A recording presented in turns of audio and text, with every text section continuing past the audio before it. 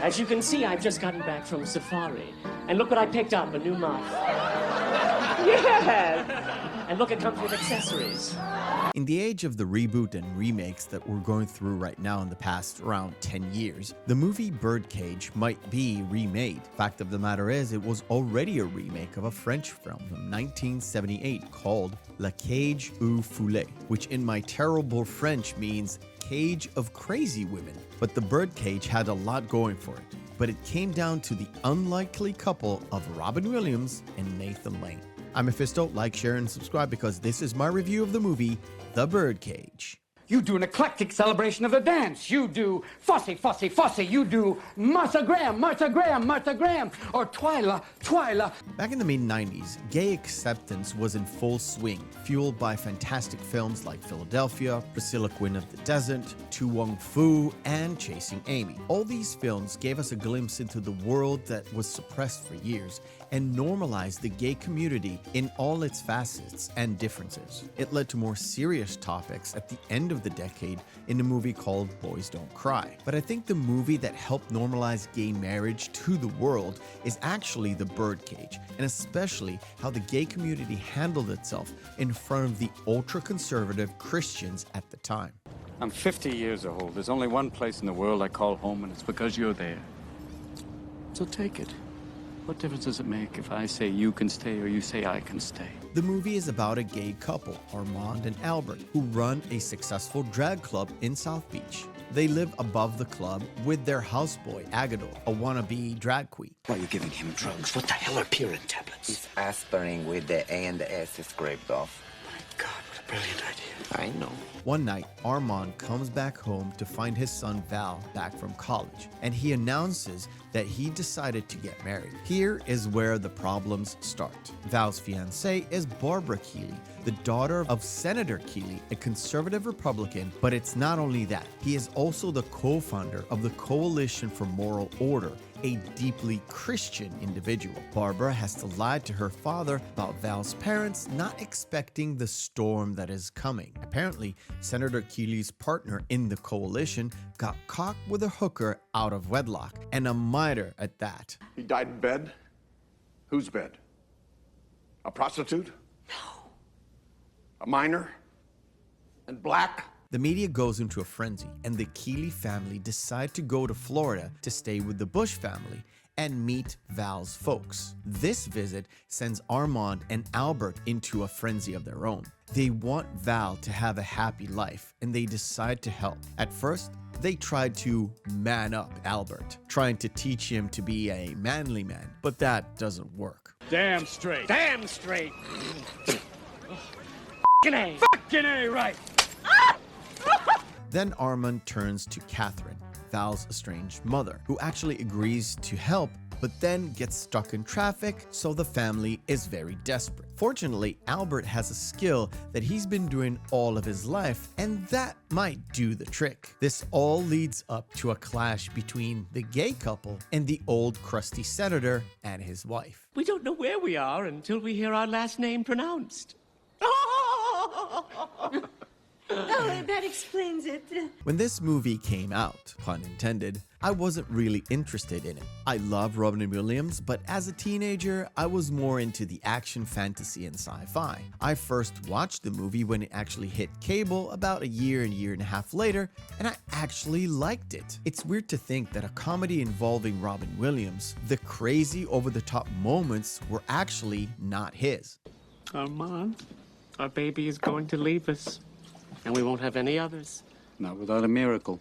Robin plays Armand, the masculine side of the gay couple. He's your typical gender role, all business, and he wants the show to go on, and he solves the problems. You are her fantasy. And suddenly, you, the fantasy, see her, your inventor, and she becomes your fantasy. And on the other hand, we see Nathan Lane, who plays the flamboyant female side of the couple. He's the star of Armand's show, but he is also a diva that has to take time to prepare for her role. He's hysterical, quick to yelling and screaming, and quick to conclusions that sometimes are actually false. Nathan, as Albert, first misreads the situation with Val, but ultimately comes up with a better solution for his woes.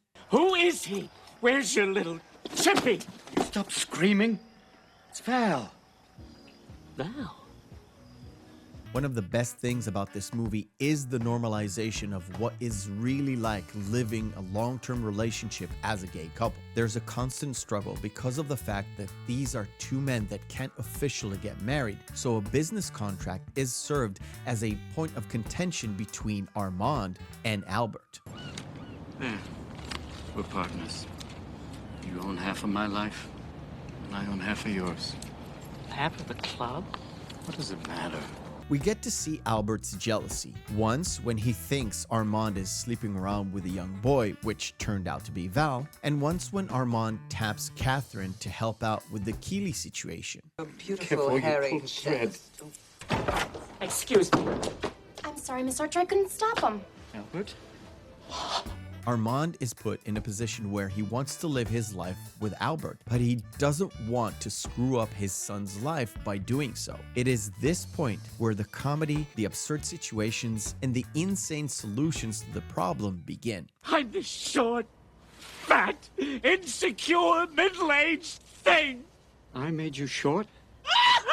Gene Hackman plays beautifully into the role of Senator Keeley. His rough and gruff voice actually fits with the character, and to be fair, I love to see him get comically upset and over-the-top angry alongside with moments where he's completely lost because he was deeply fooled by Albert. You can't be Jewish. No, Kevin. This is a man. What? Another notable performance is Hank Azaria, who plays Agador, the houseboy. I hate to call him a butler because he's not really that, although at some point he does dress us up like one and tries to act like one, but it's very unsuccessfully and serves to give you a nice little laugh. Call me. Move. Perfect. Oi. It's their shoes. But I also give Azaria credit because he has that little small line in a movie that I still use with my wife as a personal gag just between us two. Come on, aren't you afraid of my watermelonness? Your what? My watermelonness, my natural heat. As a side note, when Tom Cruise read the initial script for Tropic Thunder, he told Ben Stiller that he needs outside pressure to make the comedic situation that the fake actors go through in the movie be even more funny, thus creating the role of Les Grossman, the studio executive. He may have said that to get a role in Tropic Thunder, but it still rings true for the Birdcage. The outside pressure in this movie comes from the media aspect. As I said, Senator Keeley is forced to meet Val's parents after a scandal involving his coalition partner. But it is the tabloid press that haunts him when he actually gets to Florida that really puts the pressure on the old senator and causing the weird, misunderstood awkwardness between both sets of parents and hypes up the comedy factor of it all. Another television crew, and they're going into the club. Oh, wouldn't you know it? The one night I don't perform. In the age where everyone is so sensitive about gender, race, color, creed, and all these things that divide us, why don't we look at where we were just a handful of years ago and watch this fantastic comedy that didn't want to preach to us any certain political side or any agenda and accept the fact that we all laugh at ourselves, no matter what side of the aisle we're on. Because if you pay attention, you'll notice that Albert and Senator Keeley are not far off politically, just far off in lifestyles. Weird, isn't it? It's still me, with one tiny difference. Well, not tiny. Of course, I highly recommend you pick up this movie to watch because it's entertaining, funny, smart, and thoughtful. Great acting for everyone involved, and awesome soundtrack that accompanies this flick, putting you right there at the sandy beaches of South Beach. I thank you for watching, and remember, hope is a good thing, maybe even the best of things, and no good thing ever dies. I'll see you on the next video.